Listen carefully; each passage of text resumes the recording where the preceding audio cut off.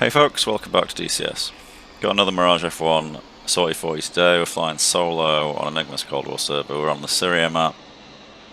I have since the last video bound a control to lock my nose wheel, which makes the squirreliness of the F1 on the ground during takeoff and landing a little bit easier to manage, but it's still an absolute pig. I actually fear doing well in this thing because there's so much pressure to land without fucking it up after a good sortie that it actually gives me anxiety.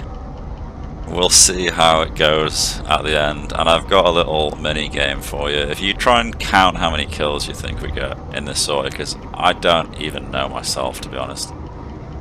There's a lot of maybes and stuff throughout the whole thing, but let's get into it. We've got 2 AIM-9Ps and 2 530 IRs on board, as well as a fuel tank.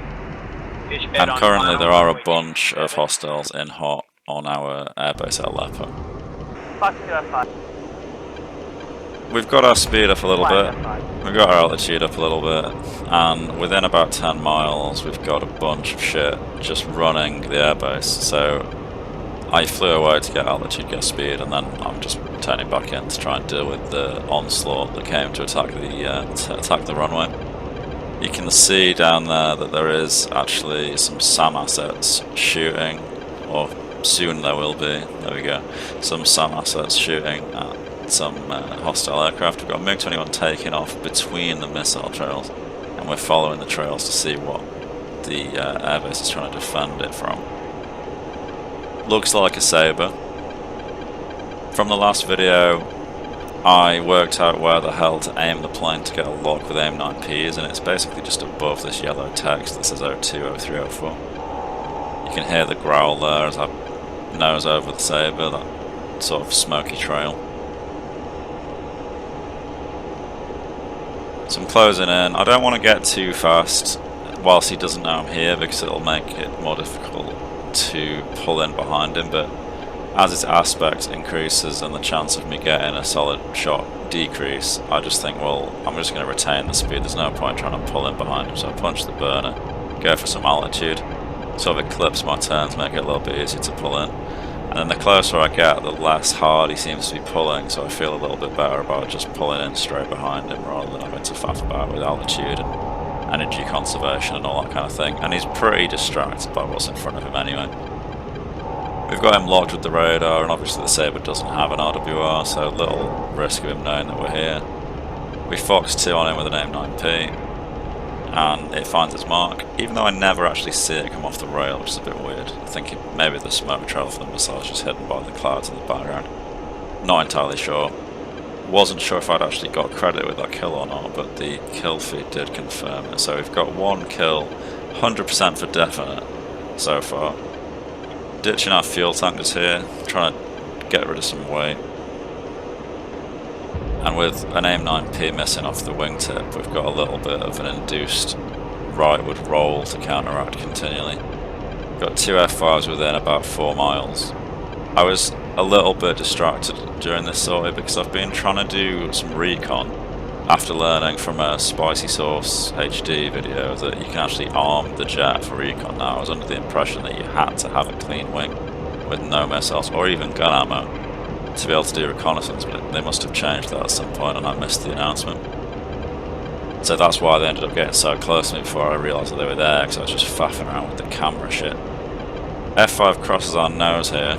We have actually got the 530s warmed up this time. They take a while, so they're a bit awkward to use. You have to prep ahead for them, so we're going to use one of them on this guy. They are extremely fat, slow, lumbery missiles, but if you fire them on targets that are unawares, they are surprisingly nimble through turns.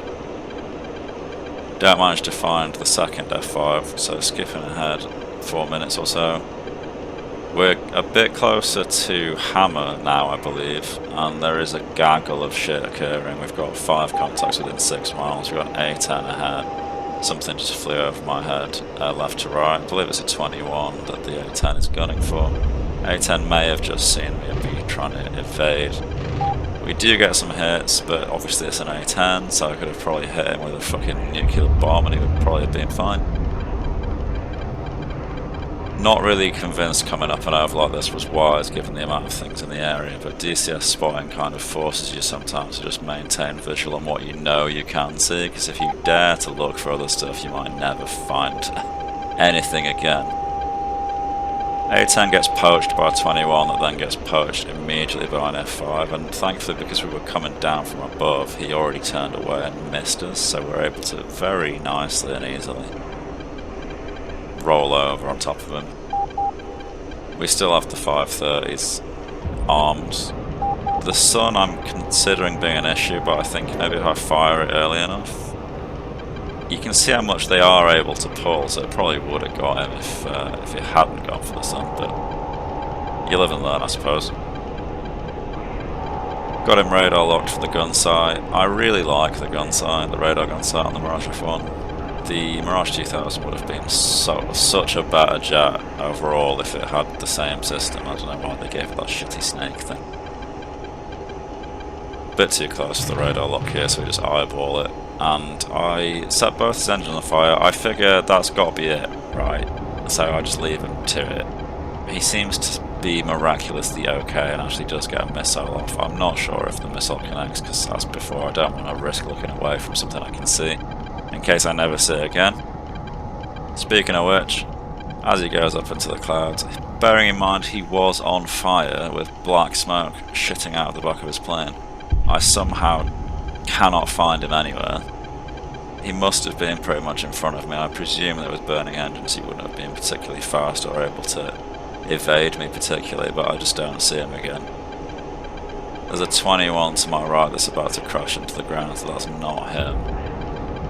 F5 goes overhead, but this has got to be a different guy based on his performance, because surely burning engines would have, you know, elicited some kind of struggle, but who knows? I don't know if someone else killed him and I missed it. I don't know if he just desynced or maybe he combat logged.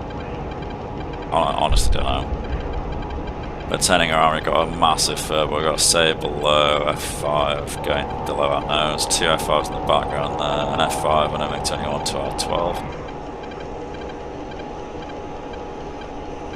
Pulling hard to try and get guns on here. Should have probably held the trigger down a little bit longer. DCS has this really annoying habit of making every gun on a plane fire completely in perfect unison, which is just unrealistic. You have two DEFA cannons, right, that have like a fire rate of something like 1200 rounds per minute. If they fired slightly staggered, so one after the other, then you'd probably be able to get rid of a lot of the situations where people are able to fire through your bursts of gunfire, because you'd have one shot in each gap staggered between the fire rate of the other gun, but because they both fire exactly at the same time, you quite often get situations where people just fly through your bullets, which should be impossible for the rate of fire that your guns have, but another example of it just there. Maybe if I'd fired a slightly longer burst and pulled the trigger a little bit earlier, it would have coincided with him hitting one of the bullets instead of the gap between, but it's just one of them DCS things. So he went up into the clouds, following him up, trying to be mindful that he might come back down, but his speed looked unlikely, so I'm hoping to catch him on the top side, but he must have dived into them before I came over. I kind of lose my SA and my orientation on the top of the loop, so I'm popping some flares here, because missiles in DCS can lock you through clouds. And as we dive back down underneath, there's a missile trail, so we can follow that to get some SA. Looks like a MiG-21 there. Looks like he's chasing an F5, but there's also an F5 chasing him, so obviously MiG-21 is friendly in this situation, so we're going to lock the guy on his 6. Always help your friendlies out rather than trying to poach the kills off them. If you all focus on the same guy, it's kind of pointless. First burst set his engines on fire, but we know from a previous encounter that that doesn't actually mean anything in this game, so burst him again to take his wing off. And we can see the F5 tailing the 21 further back there, so we're going to pull around and see if we can clear his 6. Do still have another Sabre and another F5 somewhere close by, but we're just going to focus this down and hope for the best. Knowing where the missile lock area is, I'm fairly happy that I've got the F5 locked there and not the 21. And we do. I'm not sure if it was like the splash from my own missile that damaged my friendly there, or if the F5 actually got guns on it, but yeah, how many kills do you think that was? Because I honestly don't know. So we're dropping the gear, the flaps, we're prepping for landing. I apologise for the choppiness of the footage for this bit. I didn't record any of that Sortie live, I just hit the replay button at the end, and I'm landing whilst the file is being written, so it's taking a bit out of my CPU, which is why the frame rate looks like concentrated weapons grade arse. In a previous video, someone said that there's a nav mode for the HUD that gives you a velocity vector for landing, and I did not know that, but I am now using it, so that's what that little yellow box in the middle of the HUD is.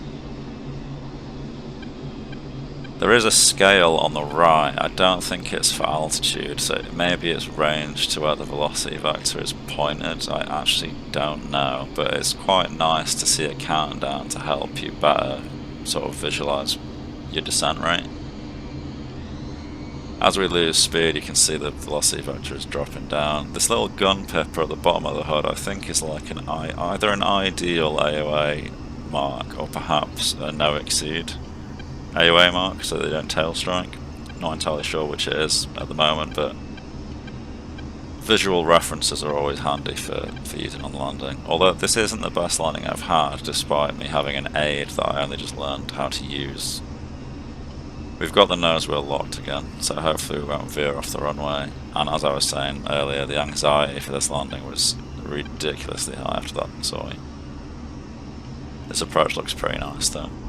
So we touch down, the plane immediately decides it wants to eat dirt, but because I got the nose wheel locked I can use the rudder to fight it, as well as tapping the right wheel brake a little bit, and now I know, do not hold the brake, literal fraction of a second taps are all you need. And we also pop the drag chute to help it slow down a little bit quicker. Quite happy with that Sortie overall. Hope you enjoyed that video folks. Let me know if you want to see more in the comments, suggestions for other things to fly. Like and sub. Consider joining the membership scheme, and hopefully I will see you in the next one. Cheers.